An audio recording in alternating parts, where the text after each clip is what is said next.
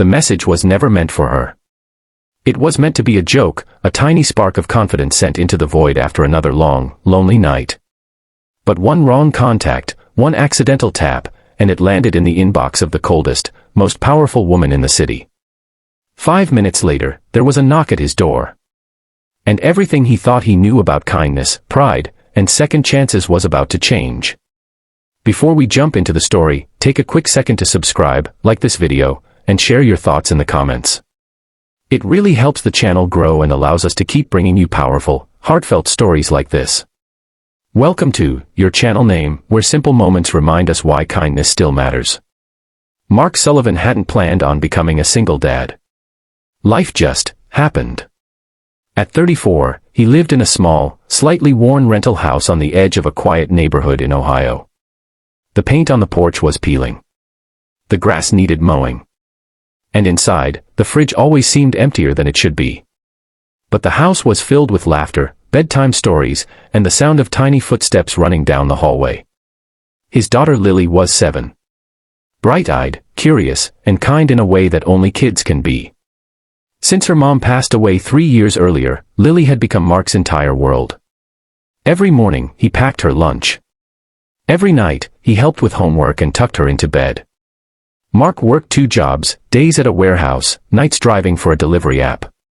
He was always tired, always counting dollars, always hoping nothing unexpected would break.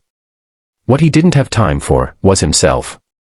That night, after Lily fell asleep clutching her favorite stuffed rabbit, Mark collapsed onto the couch. His phone buzzed with a message from his old college buddy, Jake. Jake had recently started dating again and loved to tease Mark about being off the market. Mark smirked, thumbs hovering over the screen. "Man," he typed, half joking, half wishing, "if a gorgeous, confident woman showed up at my door tonight, I'd probably faint." He added another line, bolder than he felt. "But I'd still invite her in." He hit send. Then froze. The name at the top of the screen wasn't Jake. It was Evelyn Cross. Mark's stomach dropped. Evelyn Cross wasn't just anyone. She was the CEO of Cross Stitch Solutions, a billion-dollar company. Cold. Brilliant. Untouchable. She owned the warehouse Mark worked at. He'd seen her once during a surprise inspection.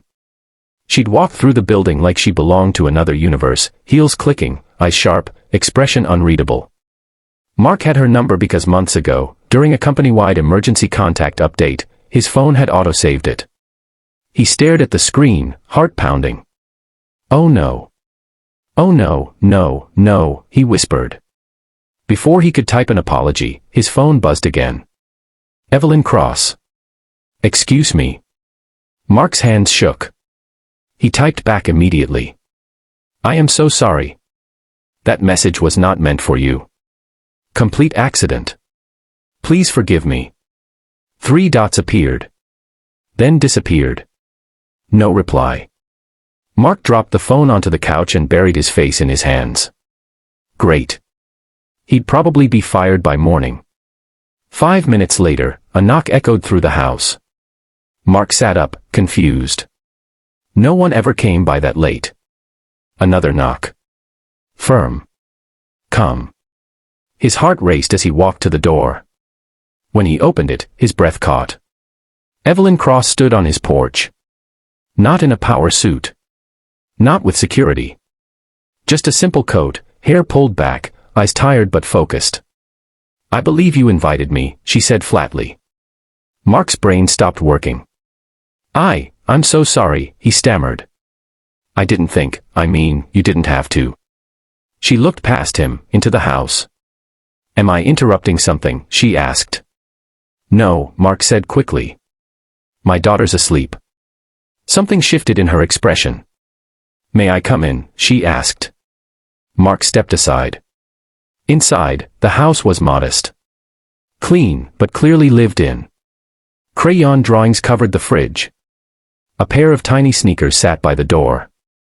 Evelyn took it all in quietly. "I almost deleted your message," she said. "But tonight. I had a terrible day. A board meeting. Lawyers. People treating each other like numbers." She paused. And your message reminded me that I'm still human. Mark swallowed. I didn't mean to be inappropriate. I know, she said. I looked you up. Your file. Your hours. Your overtime. Her voice softened. You're exhausted. Mark didn't know what to say. They sat at the small kitchen table. Mark offered coffee. Evelyn accepted. For the first time in years, Evelyn wasn't a CEO. She was just a woman who had climbed too high and forgotten what warmth felt like. And Mark wasn't an employee. He was a dad trying his best. They talked. About Lily. About loss. About loneliness that didn't care how rich or poor you were. At one point, Lily padded into the kitchen, half asleep. Daddy, she mumbled. Mark froze. Evelyn knelt down without hesitation. Hi, she said gently. I'm Evelyn. Lily blinked, then smiled. You're pretty, Lily said. Evelyn laughed, a real laugh, surprised and soft. Thank you, she replied. You must be Lily. Lily nodded, then hugged her dad and wandered back to bed. Something cracked open in Evelyn's chest. I don't get that kind of honesty anymore, she whispered. They talked until midnight. When Evelyn stood to leave, she hesitated. Mark, she said. Tomorrow, don't come into work. His heart sank. Am I fired? She shook her head. No. You're promoted. He stared at her. I'm starting a foundation, she continued. For employees who are parents. Flexible hours. Childcare support. Emergency funds. She met his eyes. And I want you to help me run it. Mark's voice broke. Why me? Evelyn smiled softly. Because one accidental text reminded me that kindness doesn't come from power. It comes from people who still care. Weeks later, Mark worked one job. He ate dinner with Lily every night. The porch got a fresh coat of paint. And sometimes, Evelyn came by, not as a CEO, but as a friend. Their story didn't go viral. There were no headlines. Just a quiet reminder that kindness can change everything, even when it starts with a mistake. So if you're watching this and feeling tired, unseen, or small, remember this. One kind moment. One honest word. One human connection. You never know whose life you might change. And sometimes, you might change your own.